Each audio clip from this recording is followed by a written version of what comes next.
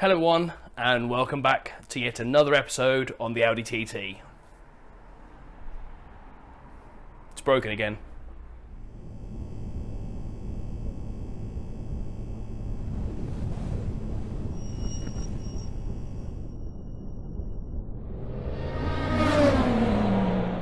Yes, that's right, you heard me, it's broken yet again.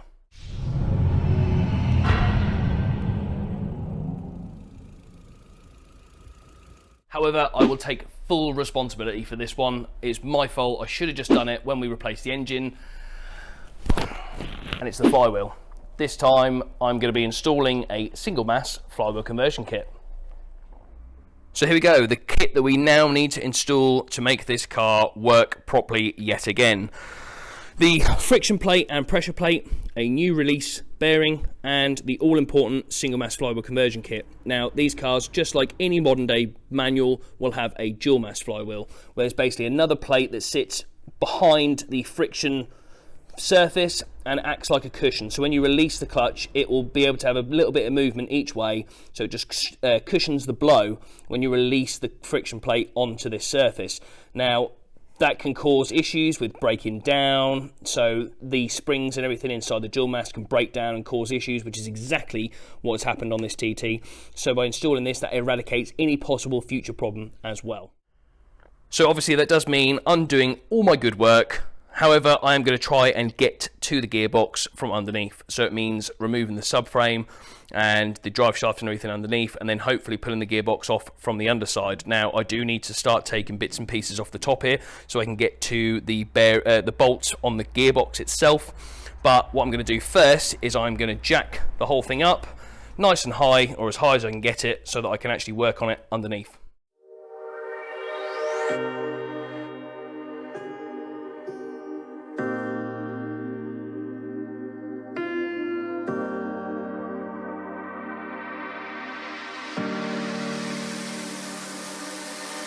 I know that you're afraid, it feels like every day things are slipping away, you're slipping away, and you think back to a time that... Okay, so with the car nice and high, I now have plenty of access to get to the subframe and eventually to get to the gearbox.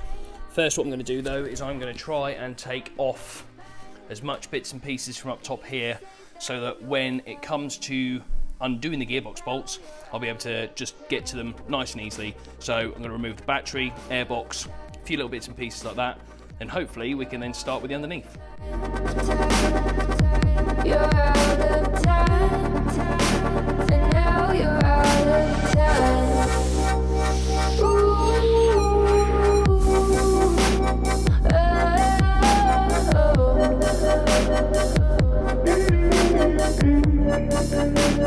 Now you're out of time. Never measure up, you'll never be enough. People say tough love, you should just suck it up and you think back to a time.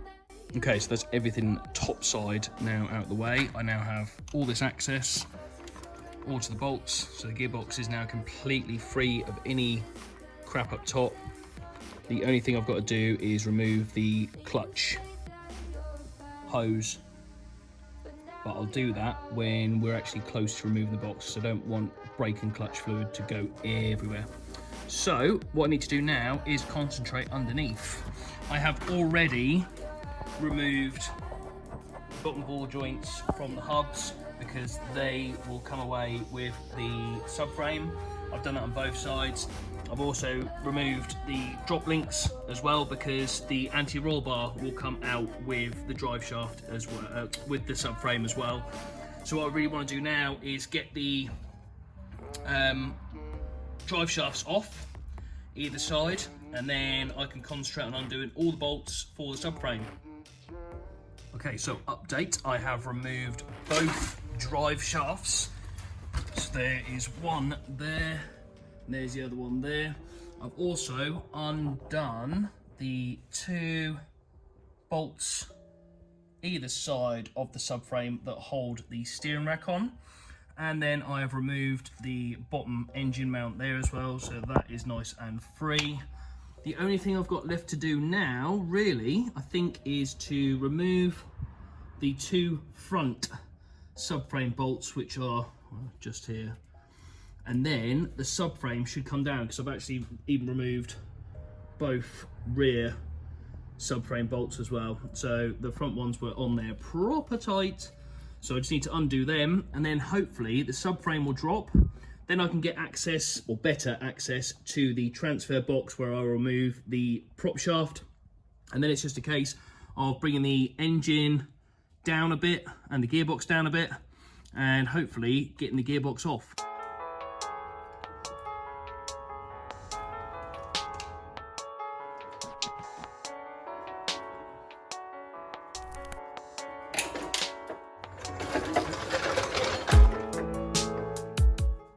So there we go, subframe is now out.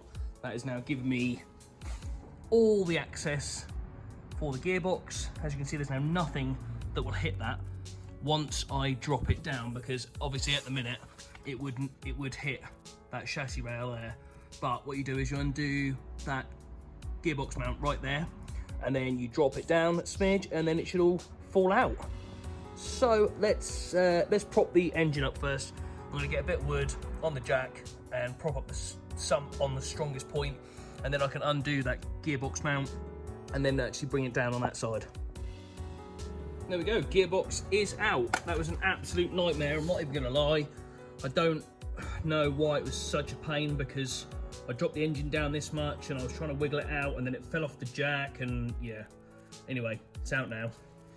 So I checked this clutch and flywheel when we swapped it over to this new engine, and there really wasn't a lot of play. And the actual clutch plate itself, when I take it off, you'll see, still looks pretty much new. I mean, this pressure plate's not that bad, it's just got a bit of surface rust from where it was stood. But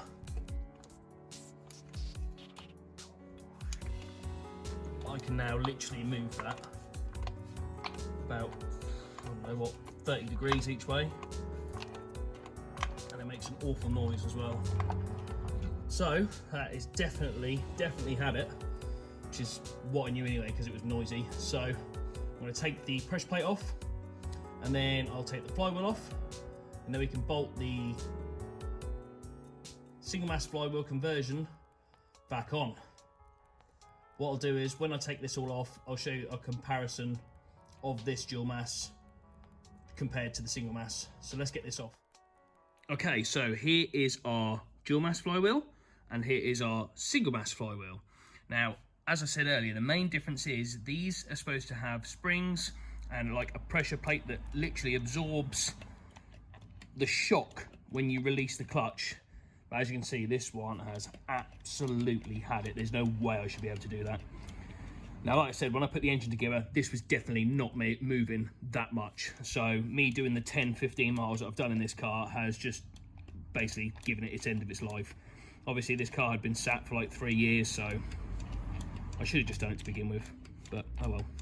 So yeah, with the single mass flywheel conversion, there's nothing there. There's nothing to move. So as soon as you dump the clutch, it's instant. There's no little bit for it to absorb any shock. So that is the main differences. Now again, like I said earlier, I didn't replace this because it looks pretty new. The thickness is near on exactly the same as my new pressure plate, as my new friction plate. Look. So that's why I didn't want to replace it. But oh well. One of them things. Okay, so I've now swapped out the thrust bearing as well for the nice new one which came in the kit, which is definitely worth doing because the old one looks absolutely knackered. All that rust, and just looks rather gross. So well worth doing, especially as it comes part of the kit. So happy with that. Now I just need to get the flywheel and clutch on, then we can start putting the box on. Okay, so the gearbox is now back in its place. That was an absolute nightmare. I'm so glad I had another pair of hands because there's not a hope in hell's chance I was going to get that by myself. The biggest problem you've got when you're trying to put this gearbox back into place is that prop shaft donut. Now, I didn't want to remove the prop shaft completely because, well, you can't really get to it. So what you're going to try and do is put that on its shaft when you're putting the gearbox back on. Otherwise, you really don't have much of a hope to try and push the box in place, because that just gets caught up on the shaft.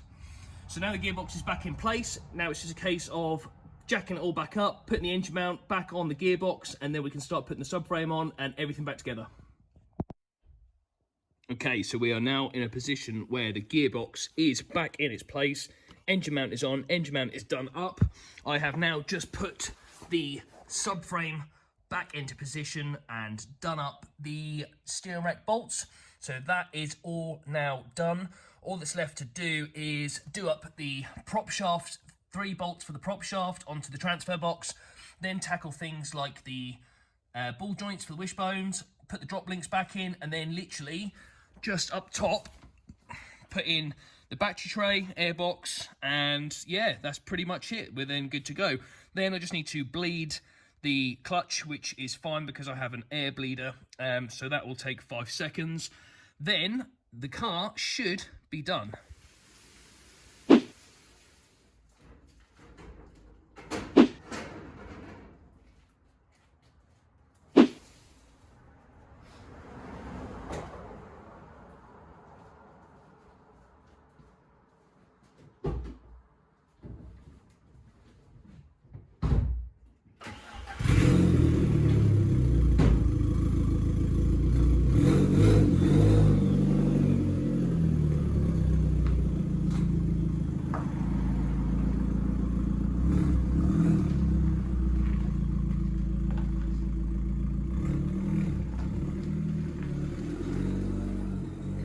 Okay, so after a quick drive, the TT now runs absolutely faultlessly. The only problem I've got now is A, the exhaust leak coming from the turbo, which I knew was there. However, after playing around with the engine and getting the gearbox out, I've now made it a lot worse. And also on the drive here, it did turn out that the front left started to brake without me actually touching the throttle, and I could feel the ABS just kicking on the pedal without me even touching the brakes. So that's something else I'm going to have to look into. However, for now, at least the noise from the flywheel has gone and the clutch works absolutely perfect. So until next time, thank you very much for watching. See you in the next one.